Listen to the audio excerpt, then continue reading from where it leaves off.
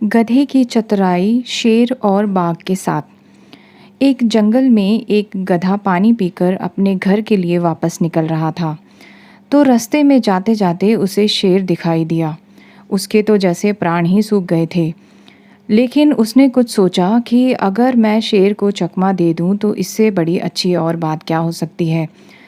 उसके साथ शेर भी जहाँ खड़ा हुआ था वो भी सोचने लगा, आज तो बहुत मज़ा ही आ गया कि मेरे सामने एक गधा खड़ा हुआ है जिसको मैं खाकर अपनी पेट की भूख मिटा सकूँगा। इतने में गधा बोला कि अरे महाराज, क्या सोच रहे हो आप। तो शेर ने कहा, मैं सोच रहा हूँ आज तुम्हें खाकर मैं अपनी भूख मिटा सकता हूँ। जिस पे गधे ने खुद ही कहा, अरे शेर महाराज, मैं तो खुद ही मरने के लिए चला था और आपने तो मेरा काम और आसान कर दिया।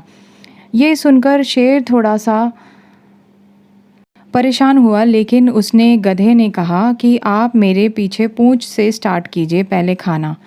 जैसे ही वो शेर पीछे जाके खड़ा हुआ, गधे ने दुलत्ती से उसे शेर को गिरा दिया और उसके बाद उसके ऊपर ज़ोर ज़ोर से कूदने लगा, जिससे शेर की कमर पीठ सब कुछ अकड़ गई और हड्डियां भी टूटने लगी। और बेचारा शेर मुंह देखता रह गया और दिन में उसे तारे दिखने लगे। उसके बाद गधा उस शेर को उल्लू बनाकर आगे चला निकल गया। जैसे ही वो थोड़ी देर और आगे गया तो उसको एक बाघ दिखाई दिया। बाघ ने देखते ही बहुत अच्छे से बात करी गधे से और गधे ने कहा, अरे तुम मुझे खा नहीं सकते क्योंकि शेर ने भी मुझे खाने से मना कर दिया।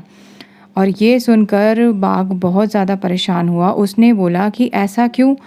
तो उसने अपनी सारी घटनाएं बताई और कहा कि अगर तुम इस दीवार को मार मार कर गिरा दोगे उसके बाद ही तुम मुझे खा सकते हो।